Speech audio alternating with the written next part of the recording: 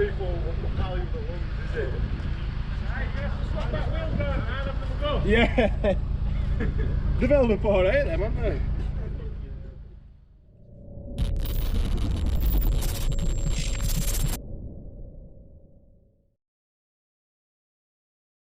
Right then, so I'm sat at my desk, which means only one thing, another project car, but luckily this one might be a while before we get it, so we might have got rid of some, got to the end of some other projects before it gets here, but there's no point waiting until we want it to order it. So we've been looking about for a single cab Amarok, which look like that, which this one in this spec does look a little bit rubbish if you ask me. So the best place for us to get one from is either Australia or New Zealand. There's not many of them in New Zealand at all really, so, and we've got a few friends there, so we decided to look in Australia. Finding one that's not a tray back, because most of these are used for commercial purposes, they're not just cars like most people have stuff like that over here for. So looking on Gumtree, that seemed to be where a few of his friends said to look for Australian cars. That's like the biggest place to sell them from. So went on there, found one. This one's in Canberra there, and if we were going to get it shipped over, we needed to go to Sydney, so it's not too far away. Obviously, if we found a car like anywhere else other than really these sort of areas, we'd be struggling. So we've been in touch with Trevor at Rover Cars, who owns this, and he's been absolutely sound.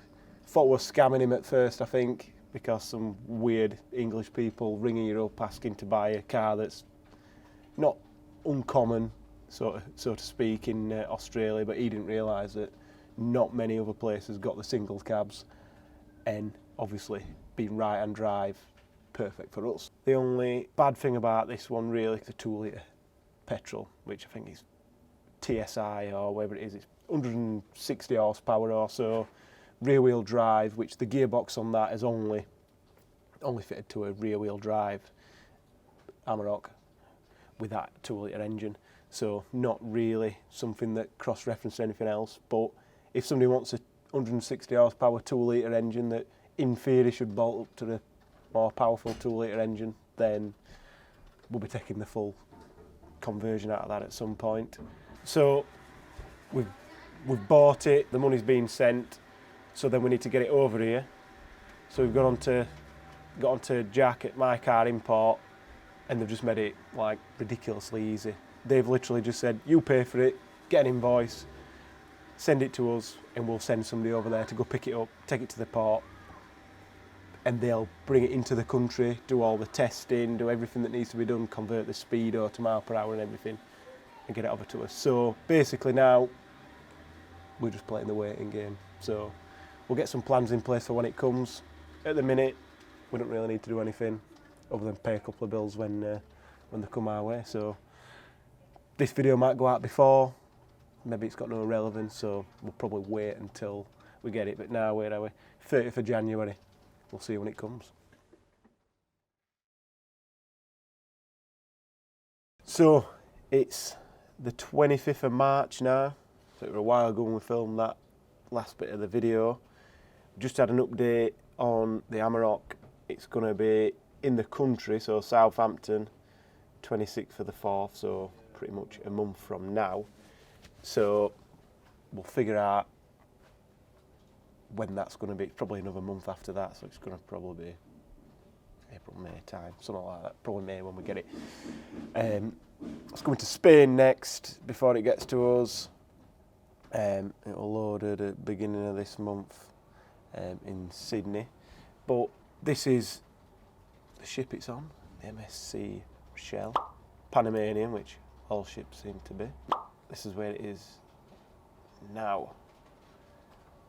So that's where it is, just south of Singapore. So it's going to be taking a nice route through the Suez Canal, I think. So yeah, see what happens when it comes. I think when I was looking, it were doing 21 mile per hour, so it's going to take a long time. We'll see.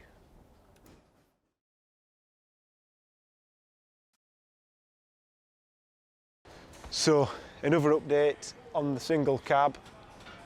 It's had a quick check over from mycarimport, which you've just seen the video.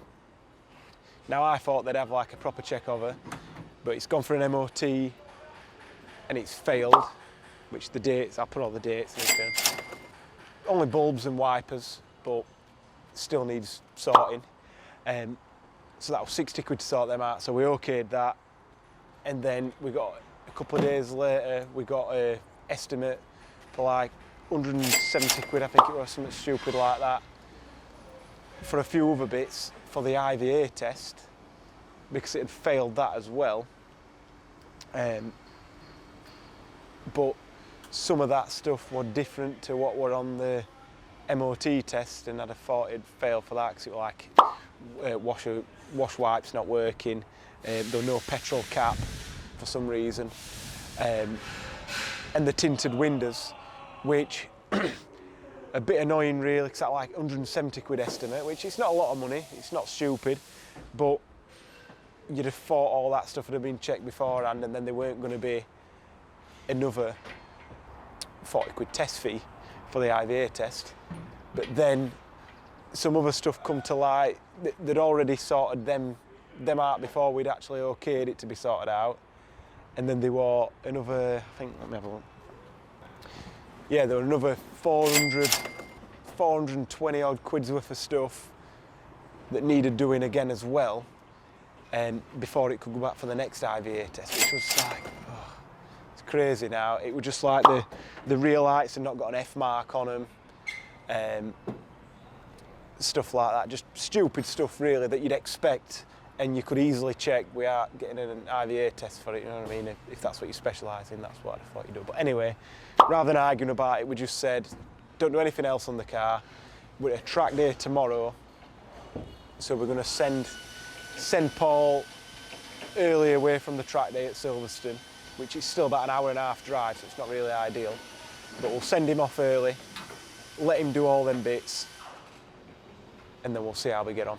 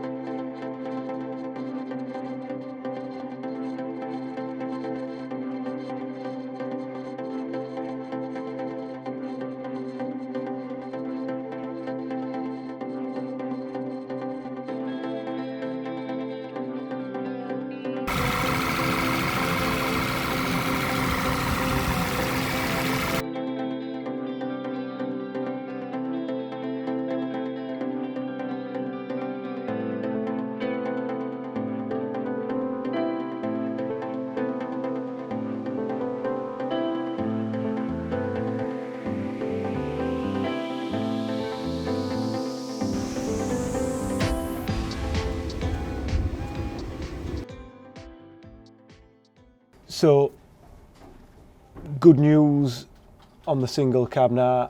Paul, as you've just seen, went there, picked it up, drove it around the corner, did a few little bits and bats to it. I think it cost us 100 quid in some UK spec smoked rear lights and a tenner in a washer pump and a little bit of Paul's time. So not too bad really. Probably 300 quid cheaper doing it that way. But anyway, we wanted them rear lights rather than just any rear lights, so it worked out all right. But now is the 24th. I've just got an email saying that it passed its IVA test. So now we're literally at the mercy of the DVLA, which I'm still waiting for another logbook coming back for our other Amarok. So maybe they're holding it hostage or not. So hopefully the next part to this is either going to be an email saying the documents have come through, when are you picking it up, or we'll be picking it up and bringing it back. because this has gone on for long enough now. So it's now the 7th of August and the logbook's here. We've got a registration number to work with now. Number of former keepers, 0, which is definitely not true. The only thing that I'm a bit worried about is I've not got any max permissible mass and towing capacities and all that stuff. That's not on the logbook, which is a bit annoying because then the rules in place for that, if you've not got it printed on there, mean it probably ain't going to be able to tow out. But not sure we're going to 100%, but it'd be nice to.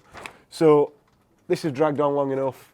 I want to go get it now. So next week, one of the days when we've got time, going to run down there. Not sure whether we're going to drive it back or not. Might be an adventure if we drive it back. I don't know. We'll see. So we'll pick this up next week. Another day, another SRS drop off and car collection. Somebody crashed on here. Oh, It's a beauty. that's a bad one, that. We meant to have gone down there, Dad. Oh, you're joking. It's here. Next video, we'll go into details. And hopefully, it's an uneventful drive home. Feels tinny. Feels tinny. Oh, yes. There's nothing luxurious about this. The devil's fuel. It's got off-road mode. Know what that does. See how the journey goes. What's this? No, don't like it. Smells funny. So we're back. Got us here fine. Burnout time.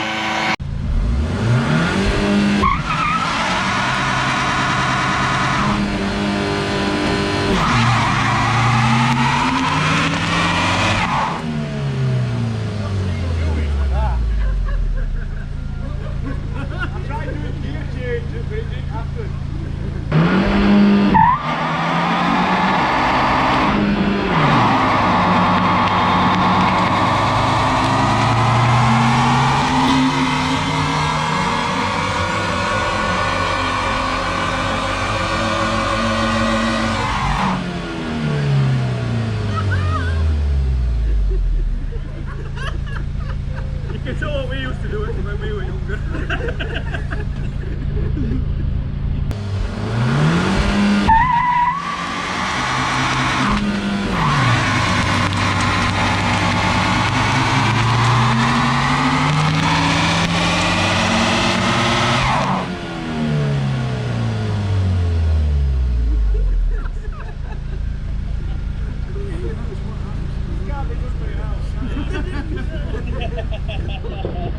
Life's just aged 10 years, last 5 minutes. That drifting's not for people who value the lungs, is it? Right, you have to swap that wheel down and have them go. Yeah. They've held up alright then, haven't they? The gears are long as out in this though. You're about 60 in second gear there. Ah, just taking tops off. Yeah. I'm ready for another winter then. Yeah. Right, can we stop abusing my new car anyway?